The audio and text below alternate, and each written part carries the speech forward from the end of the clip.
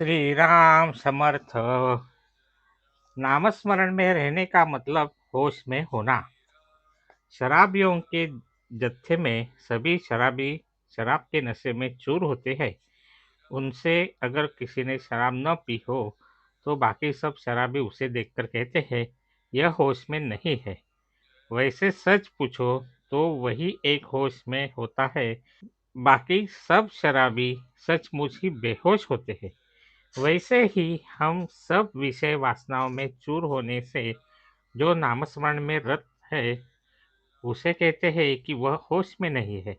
वास्तविकता तो यह है कि नाम के अलावा दुनिया में और कुछ नहीं है, और जिसकी ऐसी दृढ़ धारणा है वही सचमुच होश में होता है। हम अवश्य ही भ्रम में होते हैं। हमारा भ्रम मिटाने के लिए तीन उपाय है। एक सद्विचार, दूसरा सत्संगति और तीसरा उपाय है नामस्मरण। भगवान का विचार ही यथार्थ विचार है। किसी एक व्यक्ति को यदि कहा जाए कि तुम अपने अवयव और अपना रंग अलग रखकर हमारे पास आओ, तो वह आ नहीं पाएगा, क्योंकि जहाँ वह है वही उसके अवयव और रंग होंगे। वैसे ही नाम, संत और भगवान एक दूसरे से चिपके हुए हैं, एक दूसरे में विलीन हो गए हैं। अतः जहाँ नामस्मरण होता है वहाँ सत्संगति और भगवंत होते ही है।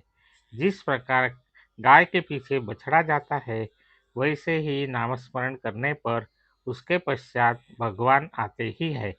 आजकल कई प्रकार की मशीनें निर्माण हुई है, अतः किसी के मन में सवाल पैदा हो सकता है कि संतों ने भगवान की प्राप्ति के लिए कोई मशीन क्यों नहीं ढूंढ निकाली।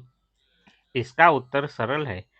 ऐसी मशीन संतों ने बहुत पहले ही ढूंढ निकाली है।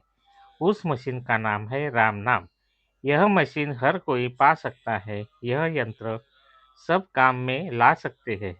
इस पर कभी जंग नहीं चढ़ता और यह भी कभी टूटती भी नहीं है। भगवंत, भक्त और नामस्मरण एक रूप है। जहाँ नाम है वही भक्त है और वही भगवान भी है। इसलिए नाम ही सर्वश्रेष्ठ है।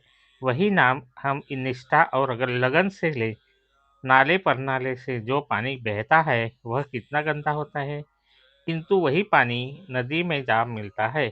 नदी सागर में मिल जाती है। सागर सब पानी को सागर रूप बना देता है। उसी प्रकार मनुष्य कितना भी पापी, दोषी, अपराधी हो, यदि वह नाम रूप नदी में घुल जाता है तो समझो वह राम सागर रूप ही बन गया। भगवान को भूल जाना सबसे बड़ा पाप है। नामस्मरण के कारण भगवान का स्मरण होता है, इसलिए नामस्मरण से पाप मिट जाता है। अनाथ शब्द नाथ के सिवाय नहीं है और नाथ को अनाथों के सिवाय नाथत्व नहीं है। राम सबका नाथ है। उसके नित्य स्मरण में हम रहे। गृहस्थी वनवास के समान है। प्रभु राम के स्मरण से गृहस्थी के संकट और दुख तिनके के समान हो जाएंगे। आज का बोध वचन: यदि तुम नामस्मरण करते रहोगे तो संत स्वतः तुम्हें ढूंढेंगे। तुम्हें संतों को ढूंढने की आवश्यकता नहीं है। जानकी जीवन स्मरण, जय जय राम। श्री राम समर्थ।